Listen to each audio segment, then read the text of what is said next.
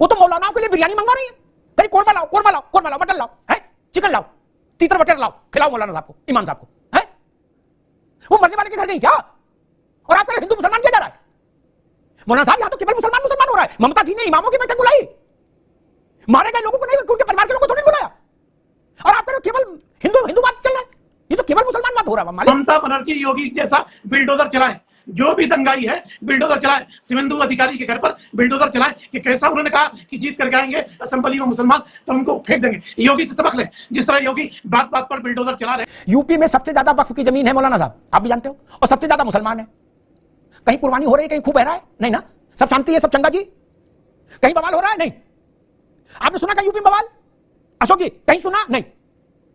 ना बरेली में, ना मुजफ्फरनगर में, ना सहारनपुर में, ना अलीगढ़, तमाम ऐसी जगहों पे जो हिंदू धार्मिक स्थल हैं, क्योंकि इनके मुंह में खून लगा है भारतीय जनता पार्टी के लोगों के मुंह में। इनकी निगाह चाहे वो मुसलमान भाई की जमीन हो, चाहे हिंदू भाई की जमीन हो, चाहे भगवान राम की जमीन हो, चाहे मां गंगा की जमीन हो, सबके ऊपर इनकी दृष्टि है। जय श्री राम दोस्तों, एक वापस से नए डिबेट वीडियो में आप सभी का स्वागत करता हूं। मेरा नाम है गौरव और आप देख रहे हो धमाका डिबेट्स।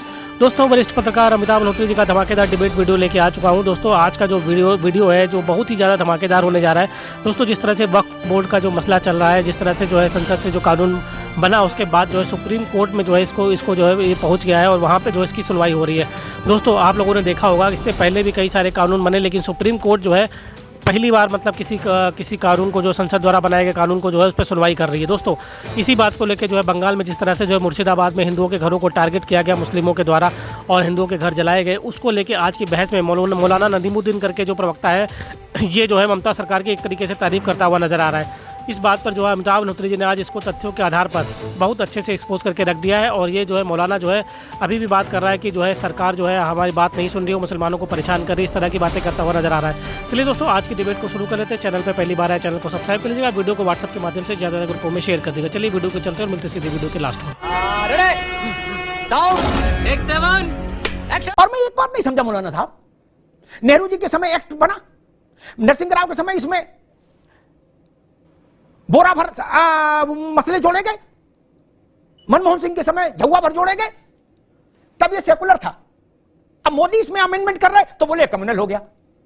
मौलाना साहब ये समझ नहीं आई, 3 बार हुआ इसका 3 तिया 5, तब ये विशुद्ध सेकुलर था मसला क्या? तब मुसलमान का मसला नहीं था, तब भी मुसलमान का ही था ना। हमारी मोहतरमा बहन ने कहा कि मुर्शिदाबाद पर आप लोग नहीं बोल रहे। मैं कहता हूं कि शिवेंदु अधिकारी ने क्या कहा था, ममता बनर्जी योगी जैसा बिल्डोजर चलाए, जो भी दंगाई है बिल्डोजर चलाए, शिवेंदु अधिकारी के घर पर बिल्डोजर चलाए कि कैसा उन्होंने कहा कि जीत करके आएंगे असेंबली में मुसलमान तो उनको फेंक देंगे। योगी से सबक लें, जिस तरह योगी बात बात पर बिल्डोजर चला रहे एक वर्ग विशेष के खिलाफ, ऐसे ही भाजपाइयों के बारे में भी बिल्डोजर चलाए। ममता बनर्जी सुन ले कि बीजेपी जो हिंदू मारे गए उन पर आप नहीं बोल रहे, आप ये तो बता रहे हो कि बुलडोजर किनके घर चलाओ, लेकिन आप ये नहीं बता रहे जो हिंदू मारे गए जिनके घर जला दिए गए उन पर आप नहीं बोल रहे। आप कह रहे शुभेंदु अधिकारी को फांसी दो। अरे जो मारे गए हिंदू उनके लिए कौन बोलेगा? सब पे चलाओ, मैं कहता हूं सब पर चलाओ। एक बात सब पर चलाओ। दूसरी बात मैं कह रहा हूं, देखिए कि मोदी जी बार बार कह रहे हैं। एक मिनट फिर आप बोलिए मौलाना साहब, ममता बनर्जी चीफ मिनिस्टर है ना, चुनी हुई, उन्होंने इमामों को बुलाया, मौलानाओं को बुलाया, मौलवियों को बुलाया है, रूह अफ़ज़ा का शरबत पिलाया, बिरयानी खिलाई है, ठीक, अब भाषण दिया, लेकिन वो मुर्शिदाबाद नहीं गई जहां लोग पलायन कर गए, जहां लोग मारे गए। देखिए सुनिए, और आप कह रहे हो कि ठीक है, नहीं ठीक नहीं, सुनिए, वहां पर जो भी गड़बड़ हो रही, जिसने भी गड़बड़ किया उसके सबके घरों पर बिल्डोजर चलाओ, जब पता चलेगा कि कौन गड़बड़ कर रहा है कौन नहीं कर रहा। एक बात, दूसरी बात हमें दुहाई दी जा रही कि मोदी जी मसीहा हैं, मोदी जी वक्फ बिल लेकर के एक वक्त की जमीन बचाने आए। मैं कहता हूं कि सबसे आधा से ज्यादा कब्जा सरकारों का है। क्या सरकार का कब्जा ये बर्खास्त करेंगे? 5000 एकड़ नई मुंबई में मोदी जी ने अडानी को जमीन दिया है, 42 लाख रुपया पर एकड़ सरकार ने अपनी जमीन दिया।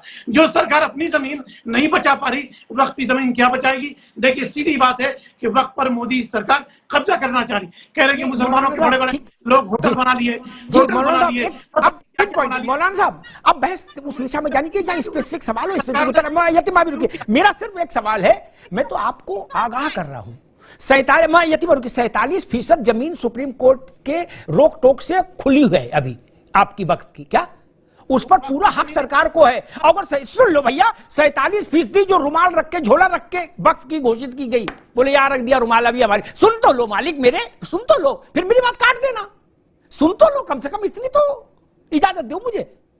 47% जमीन है, वो वापस सरकार में लौट गई है, जिसकी थी उसको लौट गई, तो वक्फ तो वैसे दुबरा के आधा हो जाएगा। मौलाना साहब फिर क्या करें, ये तो सुप्रीम कोर्ट से बाहर का मसला है। देखिए बहुत सारी जमीनों को वक्फ की जमीनों को सरकार ने अपनी जमीन कही, जैसा एक हिबा है 200 साल 400 साल 500 साल, ऐसे इस्लाम में है कि हमने जबानी कह दिया हमारी जमीन हमने वक्फ को दे दिया, जिसको हिबा कहते हैं। ये शरीयत का हिस्सा है। अब मामला सुप्रीम कोर्ट में, अब सुप्रीम कोर्ट ने संज्ञान लिया है, अब देखिए फैसला क्या होगा। मगर फिर मैं ये कहना चाह रहा हूं, मोदी जी की तानाशाही दादागिरी चलने वाली नहीं है। मामला सुप्रीम कोर्ट में गया है, सुप्रीम कोर्ट संज्ञान लेगी और अडानी अंबानी को बचाने के लिए। मौलाना साहब कह रहे हैं कि ममता बनर्जी बंगाल को बचाओ और बंगाल में दंगा बीजेपी फैला रहे, मौलाना साहब कह रहे हैं। तो मौलाना साहब एक छोटी सी दवा बताई देता हूं। क्या ममता बनर्जी चाहती हैं कि ये बात स्थापित हो जाए कि भाजपा दंगा फैला रही है, जैसा आप कह रहे हो और ममता जी भी कह रही हैं, तो उसके लिए छोटा सा काम उन्होंने क्यों नहीं कर लिया अब तक? उन इलाकों में जाती जहां लोग मारे गए हिंदू, उनके पीड़ित परिवार के बच्चों को सीने से लगाती, महिलाओं के सिर पर हाथ रखती, कहती मैं खड़ी हूं, देखे तुम्हें कौन मारता है। वो तो मौलानाओं के लिए बिरयानी मंगवा रही है, कहीं कोरमा लाओ, कोरमा लाओ, कोरमा लाओ, मटन लाओ, है चिकन लाओ, तीतर बटेर लाओ, खिलाओ मौलाना साहब को, इमाम साहब को। है वो मरने वाले के घर गई क्या? और आप कह रहे हिंदू मुसलमान किया जा रहा है।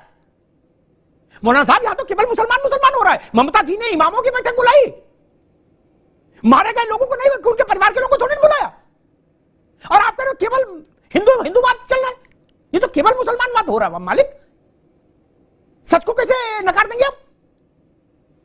ममता बनर्जी ने मौलानाओं को बुलाया, उनके लिए सरकारी खर्चे पर खाना की व्यवस्था की, भोजन दिव्य रूप से कराया, उनको प्रणाम किया, ये न किया।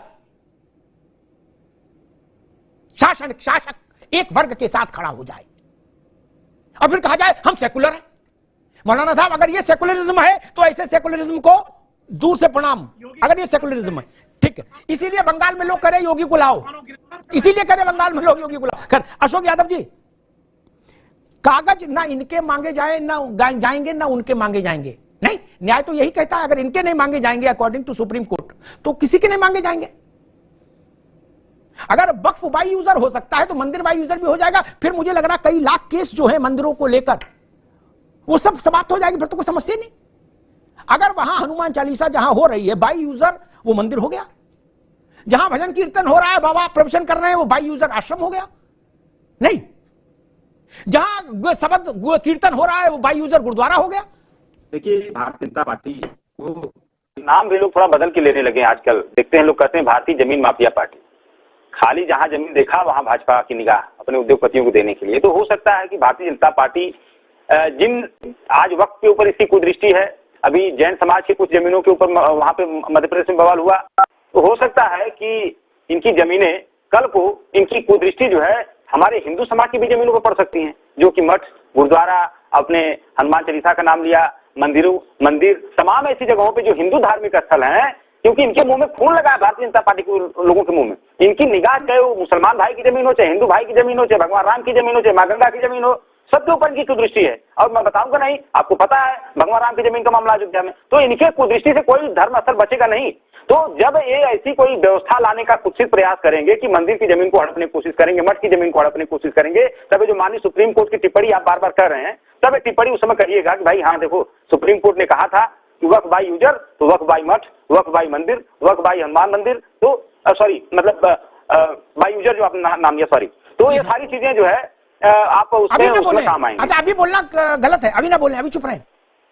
नहीं बोलिए अमिताभ जी, इसमें बोलने में देखिए सुप्रीम कोर्ट ने अगर कोई टिप्पणी की है तो उसका मतलब होना चाहिए ना। सुप्रीम कोर्ट ने कहा है, सुप्रीम कोर्ट ने कहा तो कड़वा थू मीठा गप, गुड़ खाओ गुलगुला परहेज।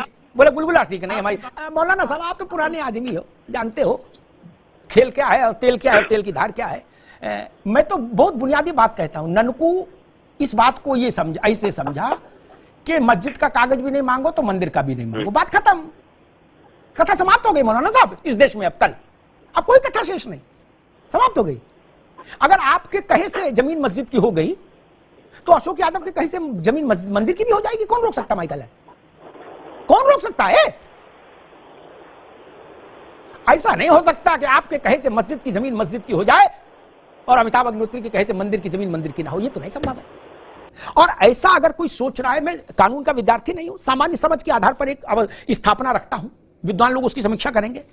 ऐसा कभी नहीं हो सकता मौलाना साहब, अशोक भाई, ऋचा जी, यतिमा, कि देश की अदालत ये कह दे कि बिना कागज पत्तर लिखा पढ़ी सब चाहे जहां चाहे जिस जमीन पर चाहे जो झंडा लगा दो। ऐसा कभी नहीं हो सकता। ये लॉलेसनेस हो जाएगी भाई। ऐसा कैसे हो सकता है? कभी नहीं हो सकता। और आखिरी बात, मौलाना साहब ने कहा, अशोक जी ने भी कहा उस बात को, और राष्ट्रीय नेता भी कह रहे विपक्ष के कि मुसलमानों के धार्मिक काम में हस्तक्षेप है, ये नहीं सहेंगे। क्या करेंगे? बोले कुर्बानी देंगे, खून बहा देंगे। बहाएंगे नहीं, लेकिन कह तो रही हैं, ये तो हम भी जानते, बहाएंगे नहीं। यूपी में सबसे ज्यादा वक्फ की जमीन है मौलाना साहब, आप भी जानते हो, और सबसे ज्यादा मुसलमान है।